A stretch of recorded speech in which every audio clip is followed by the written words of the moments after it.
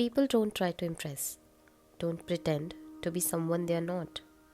They speak, act, and live in a way that's true to who they are.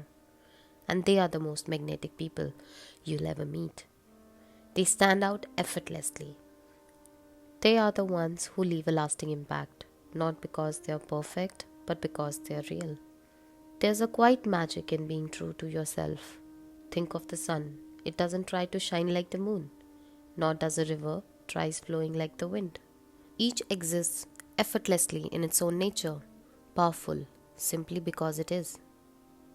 Yet in our daily lives, we often suppress who we truly are, bending to expectations, imitating others, and fearing judgment. If you closely look at the most successful celebrities, each carry themselves with a different style. The style in which they are the most confident, the most themselves. They style themselves as their own vibe, which is very different from general people who get influenced by their personal style. And at times it may not work for us in an as appealing way as it works for the celebrities. It might not even be comfortable for us, or our mind will simply not like it every time. We'll get over it just like trends vanish.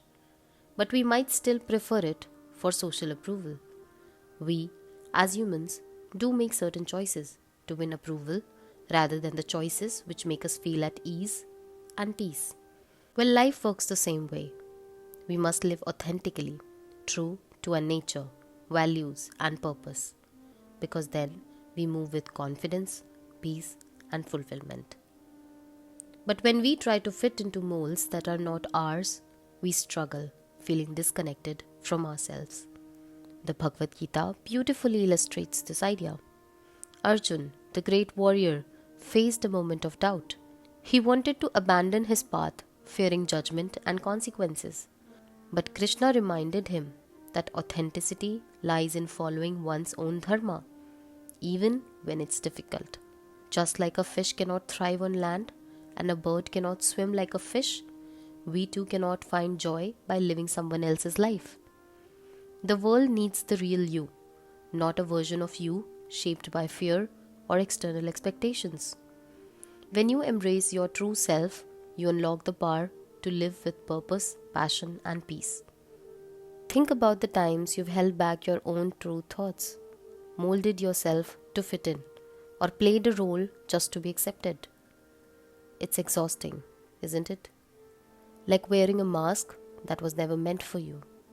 And in today's time, it is so common you cannot survive playing each other. We live stealing identities, roles, relationships, money, thinking we are too smart than the other person or the people we are dealing with. You will see a silent dance of deception. The street vendor weighs the vegetables with a slightly tilted scale, shaving off a few grams from every scale. The shopkeeper inflates prices, hoping the customer won't bargain too hard. The customer, in turn, haggles relentlessly, pretending ignorance of the vendor's struggle, aiming to pay less than what is fair. Each believes they are outsmarting the other, each convinced they are merely playing the game. But isn't this the way of the world? The employer underpays the worker. The worker cuts corners when the boss isn't looking.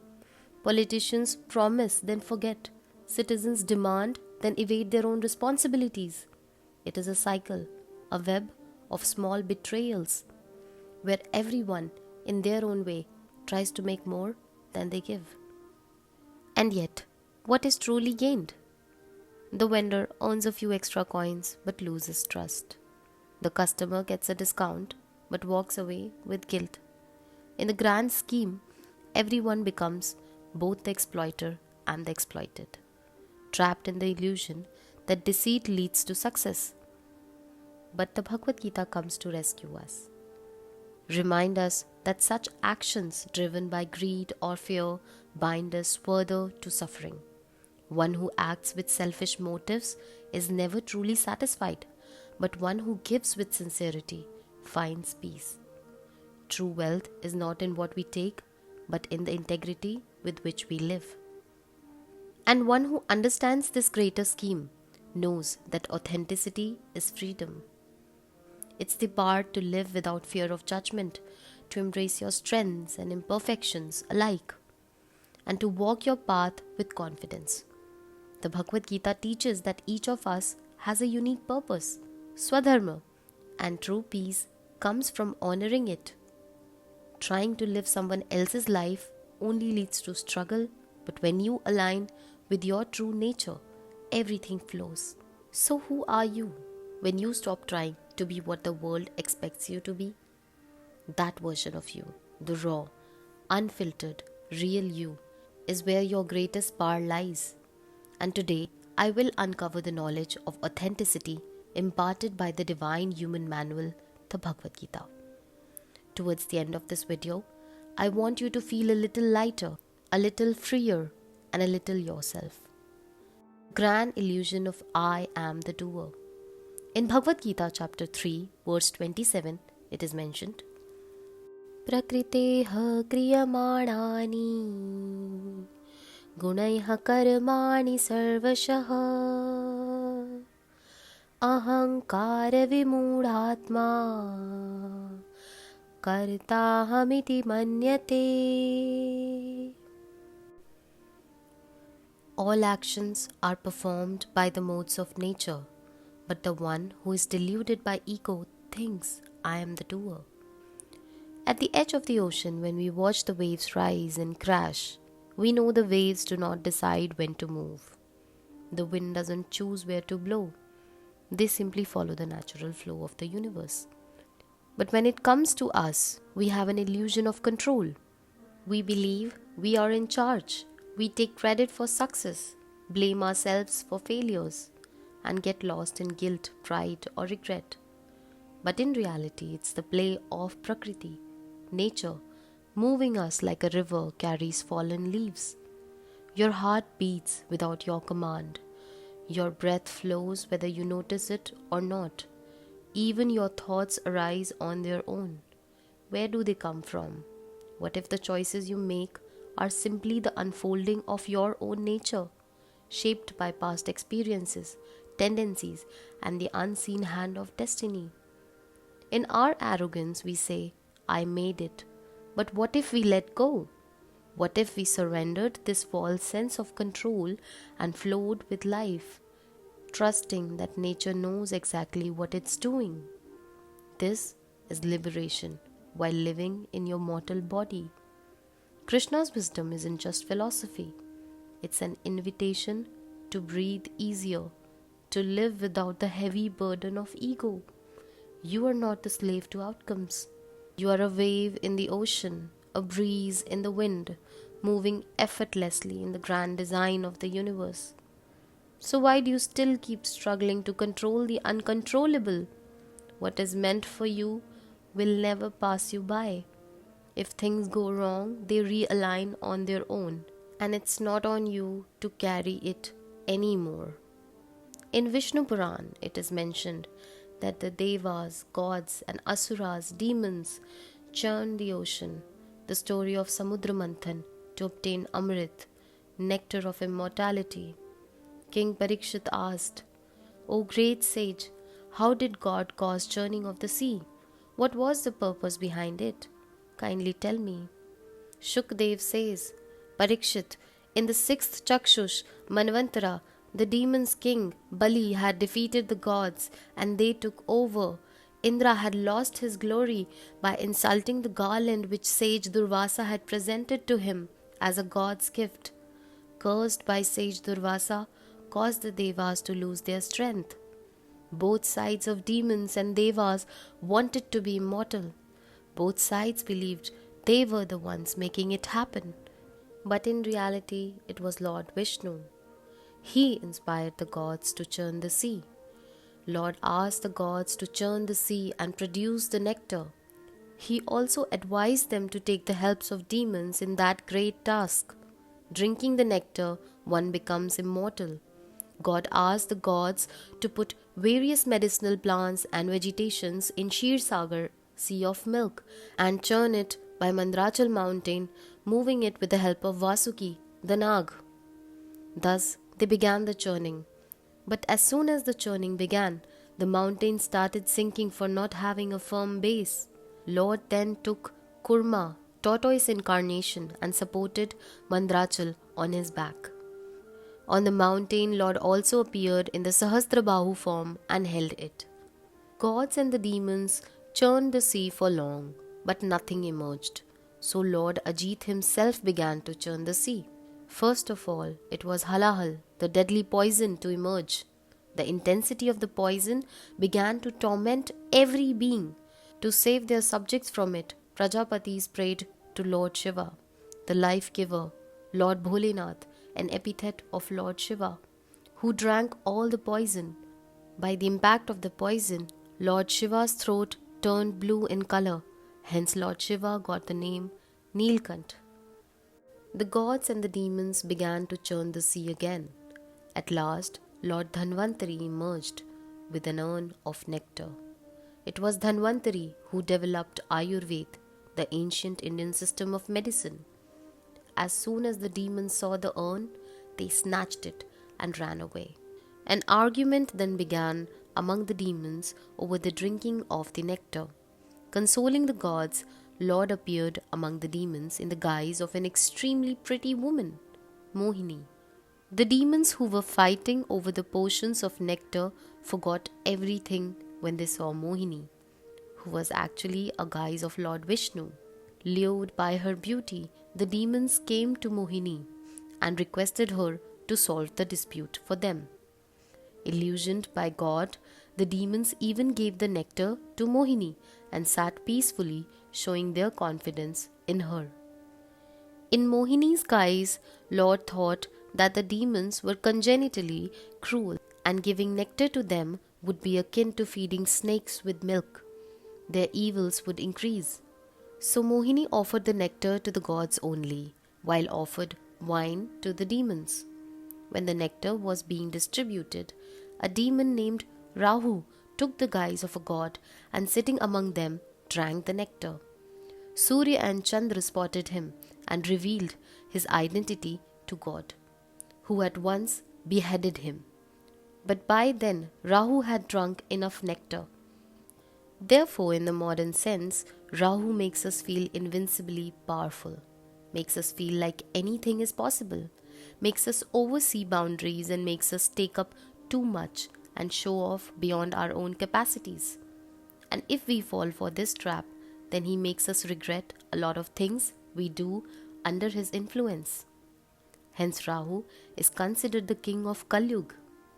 Rahu is the master of illusion, and in the Kalyug, this illusion is everywhere.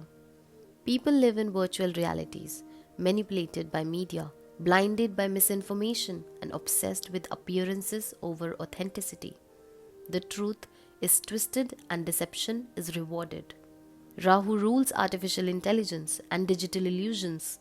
Social media creates fake realities, making people crave validation and lose touch with their true selves. Instant gratification overshadows patience and wisdom.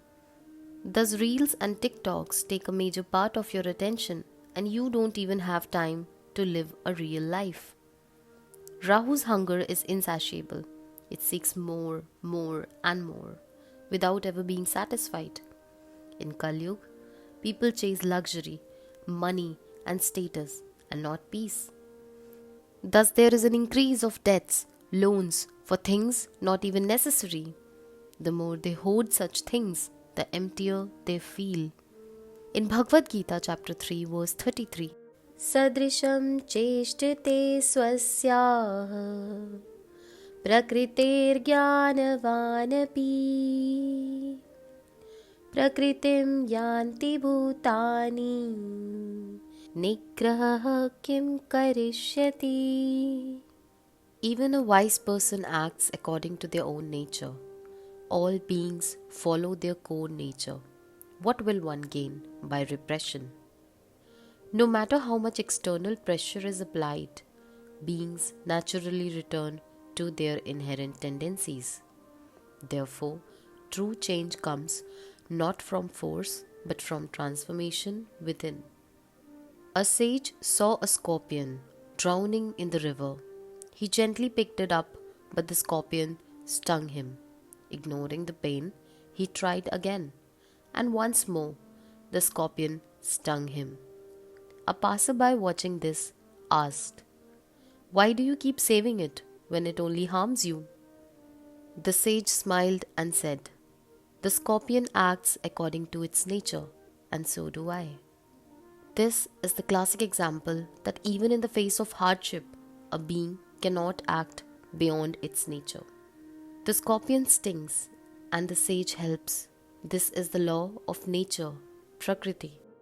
Both stick to their core nature. But that does not mean transformation is not possible. The fact you are given human intelligence to feel what you don't see, to connect with what is intangible, to comprehend beyond limits, shows that you can transform if you wished. Ratnakar, a fierce dacoit, looted and killed travelers. But when he encountered the 7 sages, Saptarishis, and tried to rob them, he was made to realize that his family, for whom he committed sins, would not share his karma. Shaken by this truth, he sought transformation. Yet, when asked to chant Rama's name, his past nature did not allow it. So the sages tricked him into chanting Mara, death, which unknowingly transformed into Rama when repeated in chanting Rama, Rama, Rama, Rama.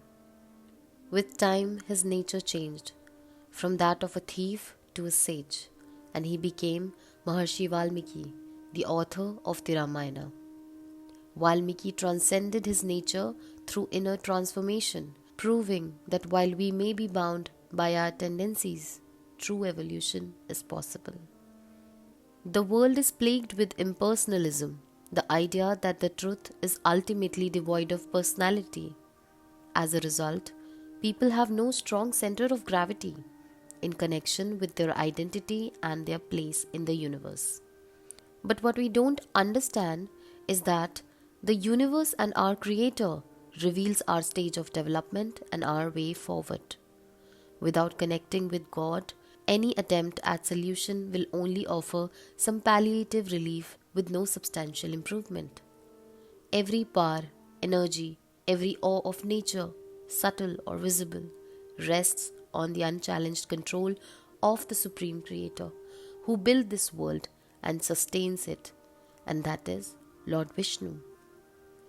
The imaginative conception of a formless, nameless, qualityless God has contaminated humanity, increasing the degree and intensity of godlessness in society. Consequently, the sense of pain, alienation, disorientation, and confusion have invaded and subjugated the modern mind. But the blueprint of our happiness is given in texts like the Bhagavad Gita and the Srimad Bhagavatam, which is the reservoir of fundamental remedies for all the problems we experience at human level. In Bhagavad Gita, chapter 3, verse 5, it is mentioned, Nahi kaschit shanamapi jatu tishtatya karma krita karyate yavasha karma sarvah prakriti jair guneh. No one can remain inactive even for a moment, for everyone is compelled to act according to the qualities born of nature. A seed cannot sit idle. It must sprout, grow, and bear fruit. It doesn't choose to act, it must. The sun does not decide whether to rise. It simply follows its dharma of giving light. Even if we try to sit still, our body keeps functioning, breathing, digesting, thinking. Action is woven into existence. Many think they can avoid action by withdrawing from the world. But even renouncing the world is an action. Even a monk who meditates is engaging in the karma of seeking liberation. Thus Krishna reminds us, no one can ever remain truly inactive. Instead of resisting action, we must embrace it with awareness and surrender, for action is inevitable. Brahma creates, Vishnu preserves and maintains, Shiva destroys and transforms. Even the gods themselves never remain inactive. for existence itself is built on motion. This action must be as per your own nature, your authentic self. This verse is not just about action, it is about the authenticity of action. To resist one's true nature is unnatural, exhausting, and ultimately futile. Hanuman, in the Ramayana, initially saw himself as just an ordinary Vanar, monkey. But when Jambavan reminded him of his true strength, Jambavan told Hanuman he was the son of the wind god and could go high in the air, just like his father, Vayu. Learning this, he embraced his nature fully, leaping across the ocean to Lanka, burning Ravana's city, and playing a pivotal role in Lord Rama's victory, and hence was called Pavanputra, which means son of Pavan, air. If Hanuman had refused to recognize his true self, thinking, "I'm just a monkey, I cannot do this," he would have denied his authentic power. And thus comes the next lesson, that is, authenticity brings real power. The moment we recognize and accept our true capabilities, we unlock limitless potential.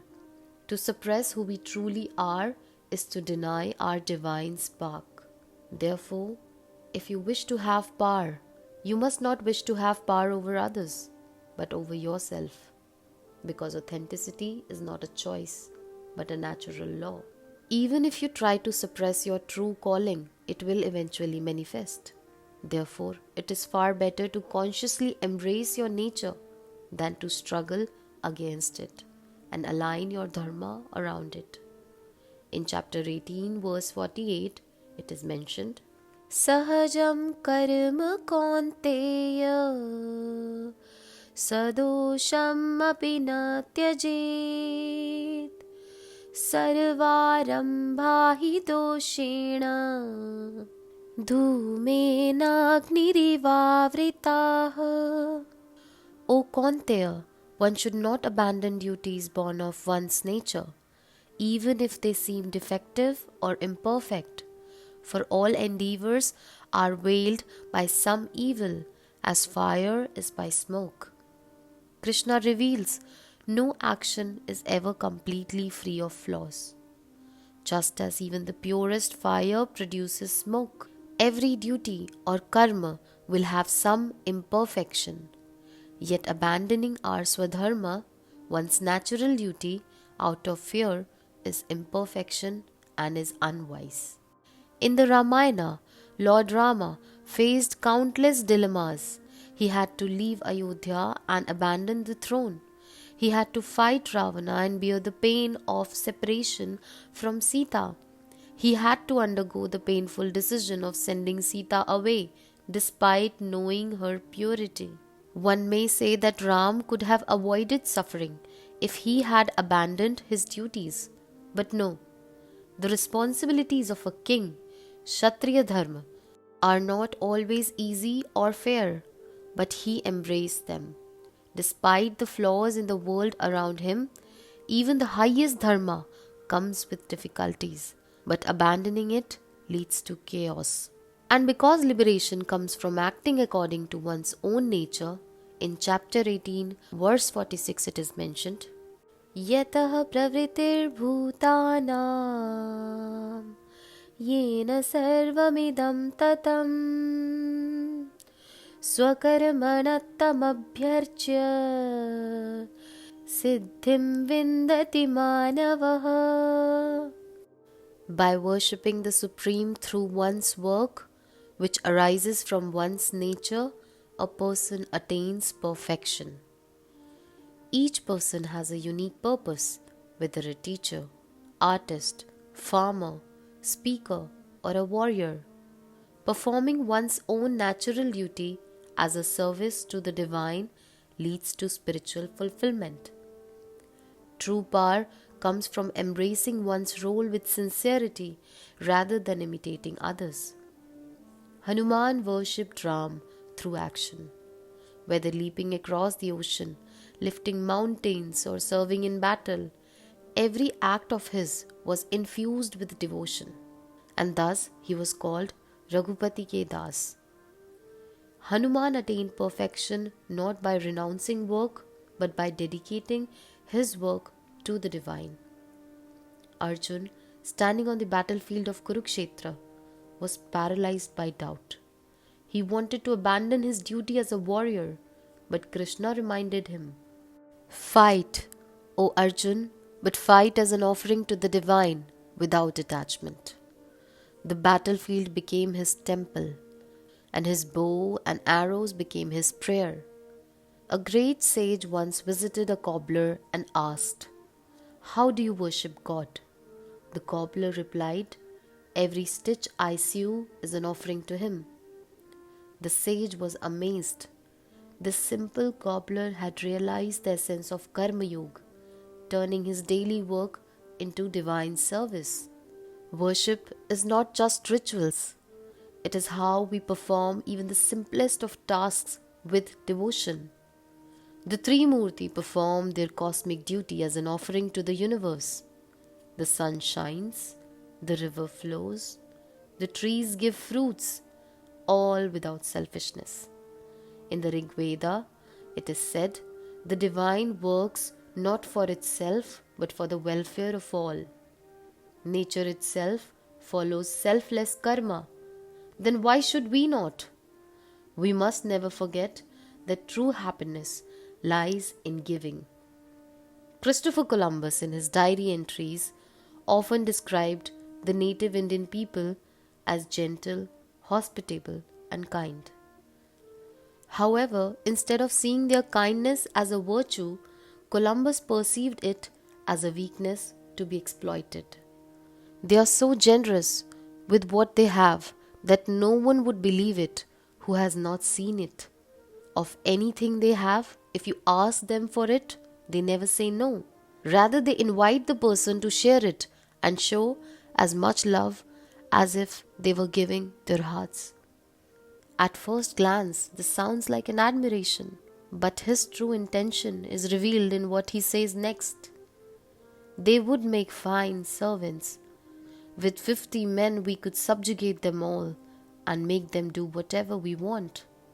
Here Columbus mocks their kindness by interpreting it as naivety and a lack of strength, rather than recognizing it as a noble quality.